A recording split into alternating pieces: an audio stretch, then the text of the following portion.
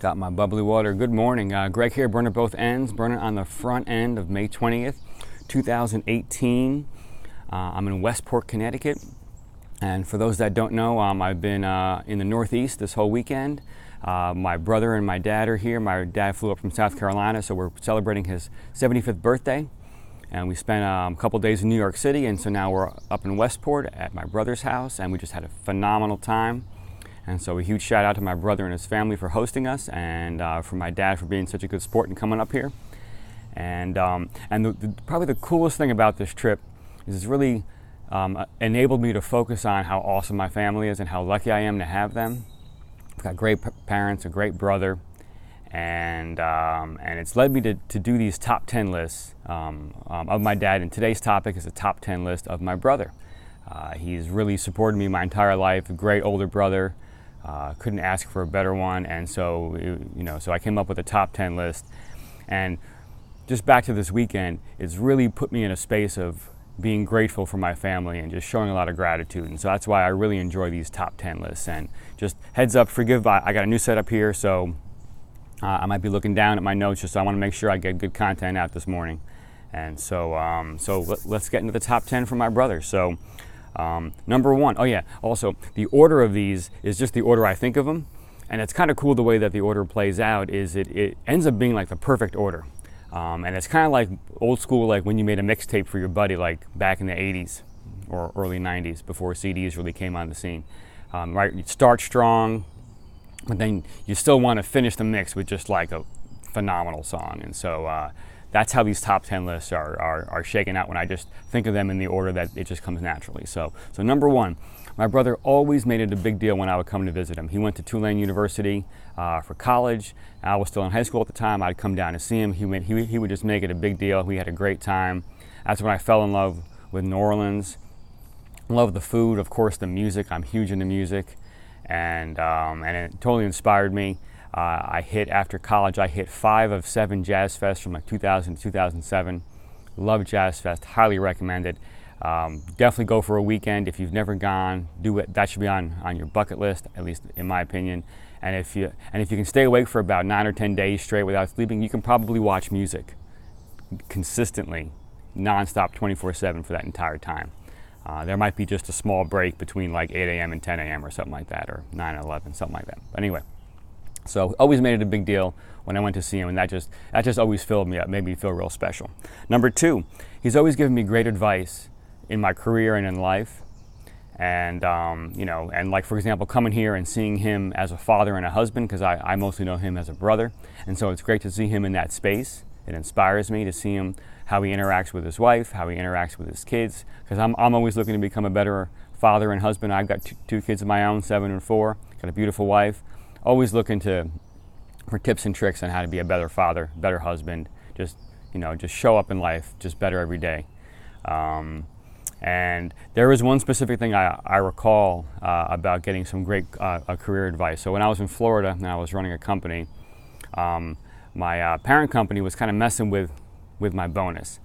And I remember like one time in particular, I didn't learn that they were going to knock my bonus down until the check showed up with a letter with it. And I thought that was rather slimy. I get it. We need to adjust things sometimes, but at least give me a heads up that this is coming, right? There's plenty of time to tell me, hey, listen, get on the phone, talk it out. This is why we're doing what we're doing. These are the reasons. I mean, I get it. It's business, but to have it show up with a letter that really has a kind of a lame explanation about it, I just think it's slimy. It's a poor way to communicate, and that really turned me off. And then I remember calling my brother up and telling him this story, and without even hesitating, he's like, find a new job. And I don't know, that's one of those like kind of spot weld moments of my life where it just like bing, and like it just echoes in my brain, and I'm never going to forget that. I was standing outside by our pool. It was nighttime, and I just remember like being on the phone and him saying that, and then just light went on, new direction in life. Got us back to Berkeley area, Albany, where we really wanted to be, and now, I'm on this awesome path with this channel. So I really see that as like a real pivot point in my life, which is awesome. Number 3, he gave me the nickname G Money. So G Money is my alter ego G Money writes the beats. G Money's been playing drums for decades now. And you know, G Money's the part of me that just G Money's obsessed with music, and therefore I'm obsessed. And I'm talking about him like he's someone else, but it's actually me. So, but he gave me that nickname. Another thing, he's got this like social awareness gene that I don't have. My older daughter has it, I think.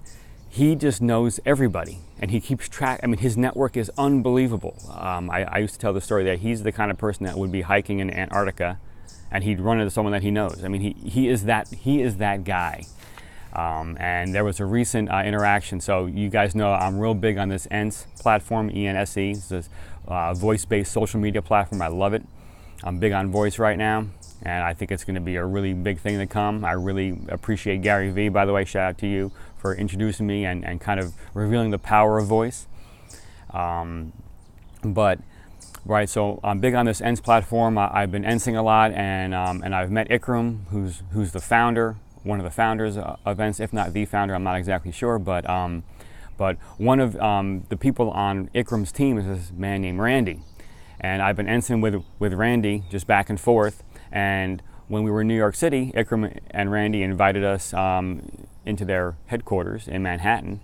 And it turned out that Lee, my brother, knew Randy from years before. They had worked together on a project. So talk about a small world, and that's just an example of my brother. He just knows everybody, and it's incredible, and I love that about him. I kind of wish I had that. I don't have that characteristic. I'm working on it, though. I'm working on the network. I'm working on my networking skills, so that's kind of part of this journey I'm on. So I appreciate him for inspiring me about that. Like super cool fact, when he was at Tulane, he was cast as a character called the Beautiful Youth in Interview with a Vampire. He had one line, "Where are we going?" You can check it out. I'm sure that you can find it on YouTube or just watch the movie. And he's killed by Tom Cruise. So there's this part in the movie where Brad Pitt is with this woman and a dog, and Tom Cruise is walking with my brother, and they're out like on some plantation somewhere, and my brother says, "Where are we going?" And the next thing you know, he's killed by Tom Cruise. So that was super cool. He is the one that introduced me to the movie The Big Lebowski. I remember watching it the first time and being like, what is this thing? And then he kept encouraging me to, just keep watching it, trust me. And so now, favorite movie, love it, always quoting it. So thank you for that.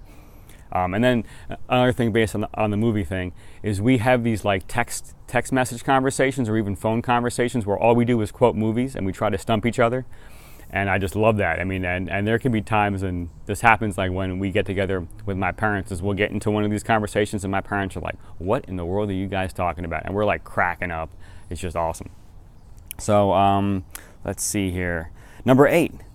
This is interesting. So in 5th grade, he broke his femur, which is the largest bone in your body. Like this can kill you if you break it enough, and you can die of internal bleeding. Or anyway, so we were biking, or he was biking. I think I was upstairs. He was biking down on our street, and he slipped on ice or something, and he broke his femur. And we had this like long staircase going up to our house. And my dad didn't believe that he was hurt. Imagine this. And my dad made him walk up the stairs with a broken femur. I mean, it was probably like 30 stairs or something like that. And so thought that was pretty impressive that he was able to do that. And then he ended up getting one of those casts that like kind of wraps around your waist and goes down the one leg. And I remember being like holed up for about 6 to 8 weeks in the house. And then an interesting thing is that we had one of those old school like tape recorders with the speaker on the top, and like the little thing popped up and you put the tape in, and it had the play button with a little red button inside for record, and he would sit there and record MTV so we could have songs that we liked. I remember that. That's kind of cool. A little 8.1 or 8A point there. Okay, number 9, and I don't know how he did this. I should ask him. He is an Eagle Scout. Somehow in record time in high school, he busted out Eagle Scout. No clue how he did it. But that is Lee. Lee, I mean, he works it. He grinds it out. I think it was like a record time. And then number 10, with his career, he inspires me. Both of us have had lots of pivots in our careers, lots of moves, lots of readjusts, resets. And so he inspires me with his ability to keep a positive attitude, keep things moving forward, pivot, correct and continue, all that good stuff. And it really kind of fills me up too. And then the biggest compliment that he gave me recently was on this channel, how it's inspiring him to move forward and to up his game. So I just think it's cool that we kind of build on each other. And I just think it's a great space to be in. And by the way, the hat, I didn't mention it. This is Lee's favorite hat, so that's why I'm rocking this hat this morning. I figured get back into the hat situation. So yeah, so that's my top 10 list. So hope you enjoyed it. Think about your own family. Think about maybe brothers, sisters, people that influence you. It could be friends. That doesn't have to be family, but think of the people that inspire you, that have helped you in your life, and think about top 10s for them. Because it's just, to get in gratitude, it puts me in such an empowering space, and I love it. So yeah, so that's today's post. Subscribe, comment down below. I want to be of service, so ask questions. Tell me about your journey. Tell me where you might need some help. Offer advice to me on things that you see here. I want to take it all in. I want to be of service. I want to help. I've linked some motivational videos down below in the description. Check those out. Those are things that really inspire me. And a huge shout out to my brother and my dad. This is a great weekend, having a great time. We're gonna, have a great day in Westport, Connecticut, and yeah. And then I'm heading back to California tomorrow. So y'all have a good one.